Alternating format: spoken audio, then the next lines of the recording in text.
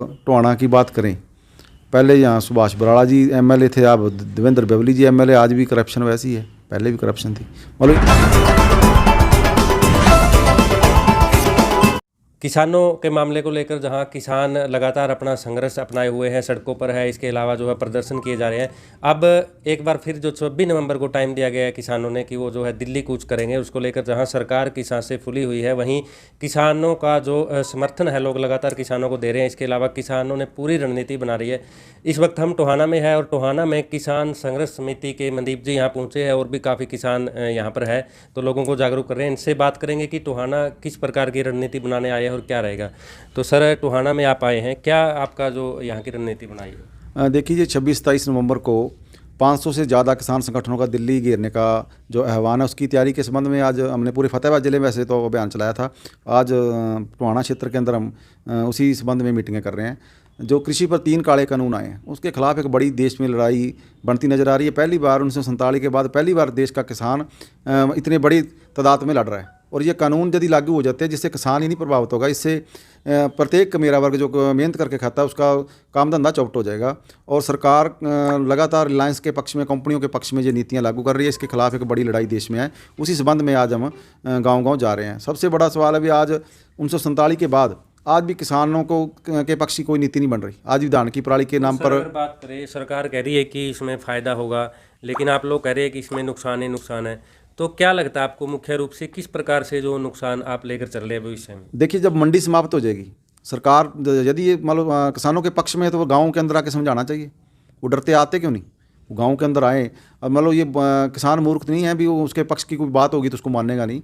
ये मतलब ये पक्ष में ही नहीं है। जब मंडी समाप्त हो जाएगी, खरीद प्राइवेट हो जाएगी, तो कहाँ उसका फ़ायदा होगा। अब आज जो गेहूं का रेट है 1600 रुपये रेट है। जब जिस फसल की सरकारी खरीद नहीं है, आज बाजरा 2150 उसका एमएसपी है और 1400 बिक रहा है। मक्की 900 रुपये बिकी है, इसका एमएसपी 1800 से ऊपर है। मतलब एमएसपी से क्या होगा? सरकार के नुमाइंदे ये कह रहे हैं इसकी एमएसपी लागू रहेगी। मतलब उसका जो 10,000 रुपया रेट कर दो, जब उसका मतलब खरीदने वाला कोई नहीं है। ये मतलब सरकार गुमराह कर रही है। और रिलायंस के पक्ष में ये नीति है, बड़ी कंपनियों के पक्ष में नीति है, कॉरपोरेट के पक्ष में नीति है, उसको लागू करना चाहती है। और किसान को ये मतलब समझाने में विफल क्यों है? इसका कारण है किसान समझ चुका है। किसान उनसे सवाल कर रहा है। तो मनदीप जी, जैसे ही किसानों के द्वारा बीच में एक नेताओं को अल्टीमेटम दिया था कि आप हमारे साथ आओ, कई जगह जो मतलब रिजाइन देने की बात की गई थी, तो किस प्रकार नेताओं का कोई आपको विपक्ष का या पक्ष की पार्टी है जो, या किसी का भी साथ मिला अभी तक? ये नेता व्यापारी है, इनकी कोई पार्टी नहीं, इनका कोई धर्म नहीं। ये तो जहाँ माल मिलता है वहीं चले जाते हैं।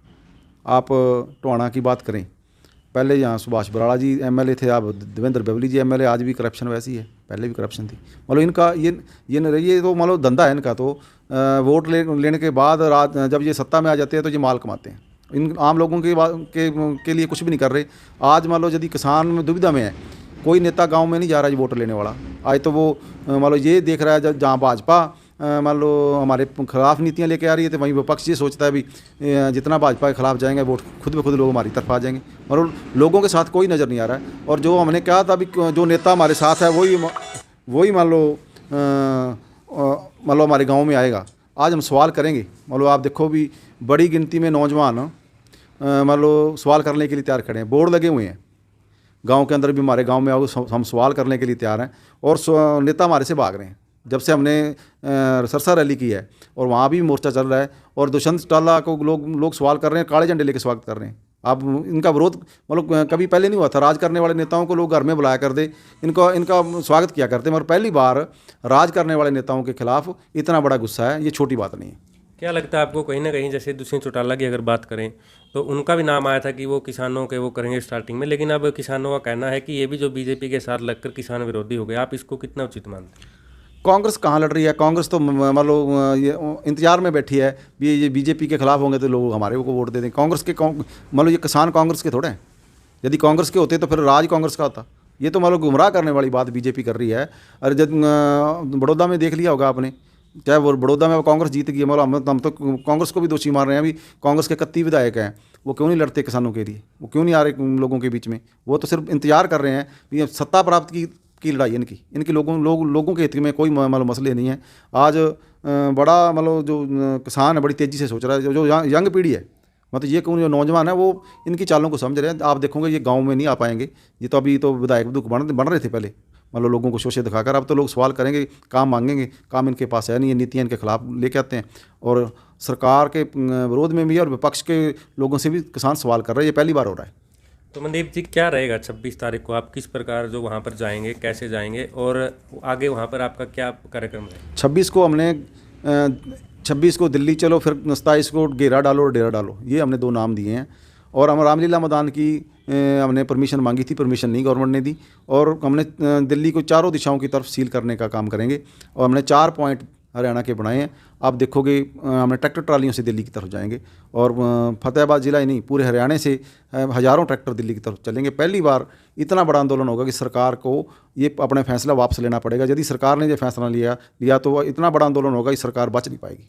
तो मनदीप जी, आखिर में एक और सवाल। हमने खाप पंचायतों से भी 2 दिन पहले बात की थी। जो प्रवक्ता है वो कह रहे थे किसानों की तरफ से हमें कोई ऐसी बातचीत के लिए नहीं संपर्क किया, लेकिन फिर भी वो जो है किसानों के साथ जाएंगे। तो क्या आपने, जैसे खाप पंचायतें हैं, संगठन है, उनसे भी संपर्क किया कि आए वो सभी साथ ही? देखिए, कोई संजोग करे, ये तो लड़ाई साझी है, किसी एक के बंदे की लड़ाई नहीं है, ये तो हर वर्ग की लड़ाई है। इसमें कोई मदद करना चाहे वो आए, मगर हाँ उसमें मान लो लोग आज मतलब मदद भी लोग देख रहे हैं ना, कौन मदद कर रहा है, कौन लड़ रहा है, कौन नहीं लड़ रहा है। आज ज़माना मान लो इंटरनेट का ज़माना है, हर चीज़ को लोग देख रहे हैं। यदि कोई खाप पंचायत मदद करती है तो उसका स्वागत करते हैं हम, तो करनी चाहिए उनको तो, क्योंकि ये लड़ाई हर वर्ग की है। हम उम्मीद भी करते हैं पूरे का पूरा देश इन कानूनों के खिलाफ जब लड़ेगा तब ये जाके कानून वापस होंगे।